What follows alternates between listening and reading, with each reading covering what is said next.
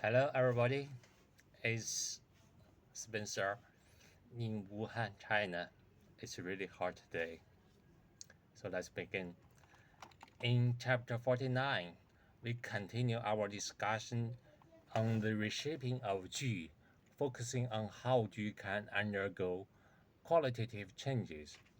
For example, an infant's perception of a stuffed duck can shift from seeing it as a monster to considering it a toy, indicating a 108-degree change in the stuffed duck G in their brain. In extreme cases, long-term mutual understanding can even turn enemies into close friends. We know that G has a certain materiality.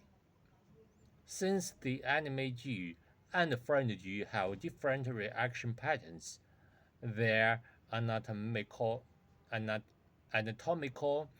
positions cannot strictly overlap and can at most be embedded. Otherwise, similar reaction patterns would emerge. Therefore, in the process of transforming an anime G into a friend G, we consistently consider it the same G.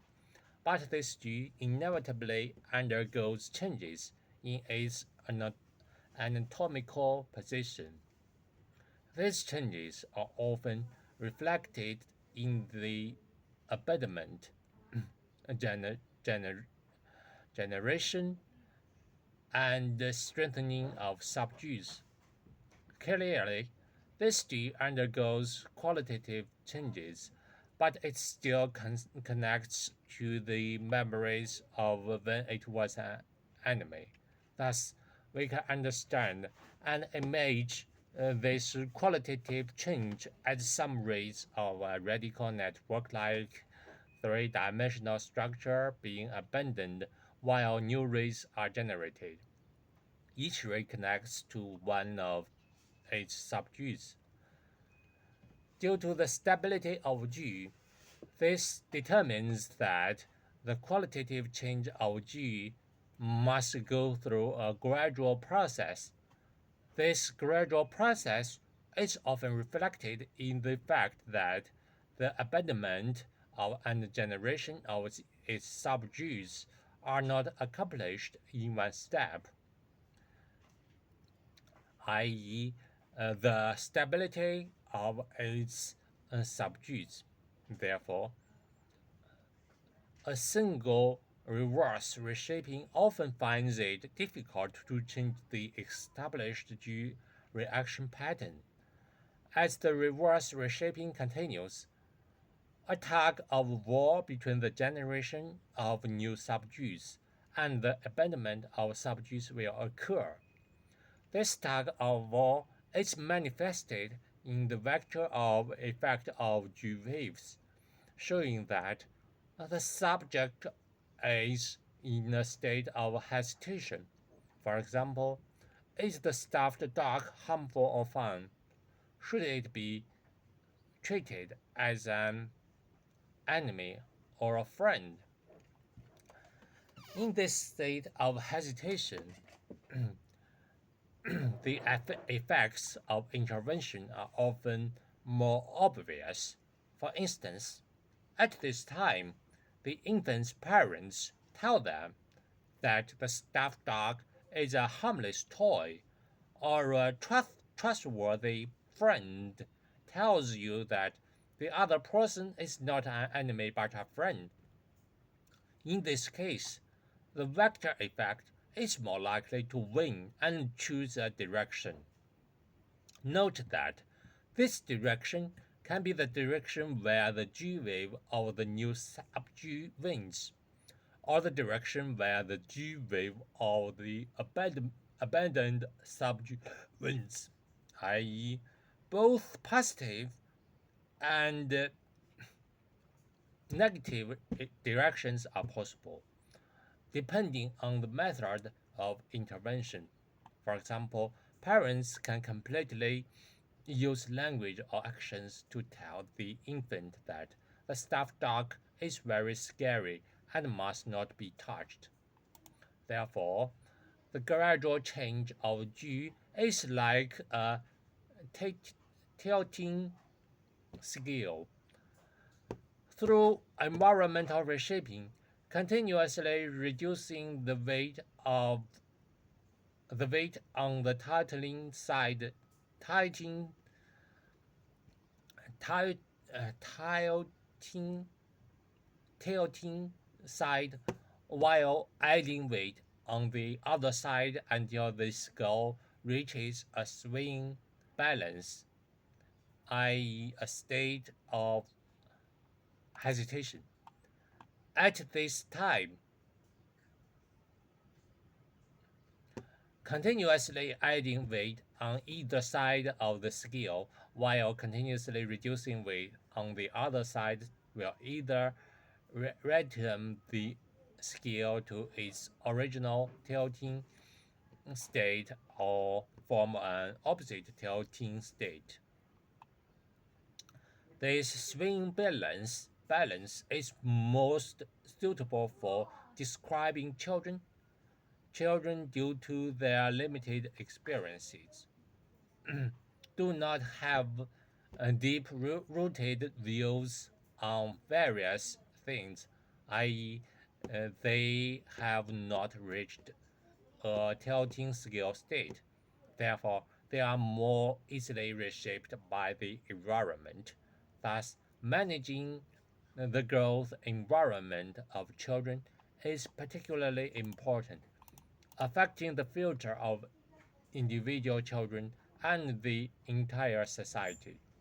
This is a major issue that no government can ignore. The social environment can cultivate children into angels or turn them into demons. Note that this balance is called swing because the growth and decline of the G energy of each subG changes in activation levels, and occasional activation of the G environment lead to small victories in the vector effect. These small victories are sometimes important signs that patients with mental disorders are beginning to recover.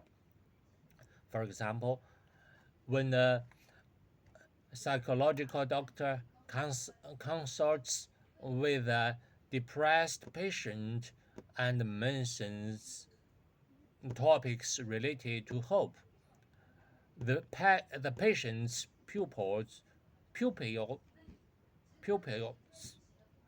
pupils suddenly dilate, dilate or a schizophrenic pharynx or a schizophrenic patient shows interest in um, calligraphy at a certain moment.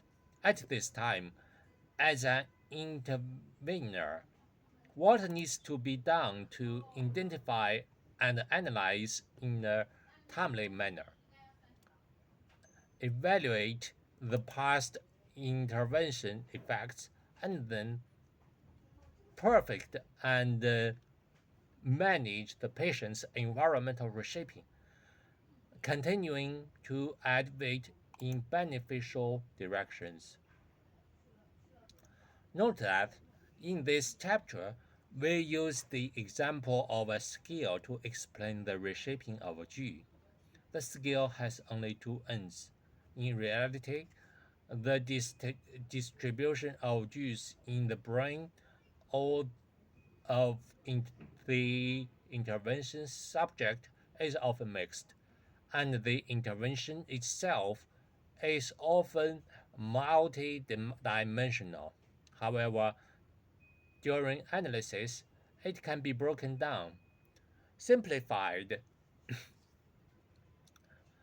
and vectorized into influences on two directions. Additionally, in the first paragraph of this chapter, we derived an important conclusion. The reshaping of G is accompanied by the gradual change of the G's material position. This gradual change is reflected in our changes in cognition and behavior patterns towards postnatal, postnatal things. So, can the material position of instinctive G's, which are not easily reshaped, also undergo gradual changes? Of course, it can. Modern neuroscience shows that instinctive G controlling various sensations and movements of the body have relatively fixed anat- anat- anatomical positions. However, we can cite examples to prove the occurrence of this gradual change, such as plantar limb pain. After amputation, it is as if the G connections between the corresponding G in the brain and the sensory and motor subdues at amputated amputated limb are forcibly abandoned. Therefore, when this G is activated, it is very easy to form new G connections with other Gs due to the simultaneous activation effect. Alright, that's the content today. See you next time. Bye bye.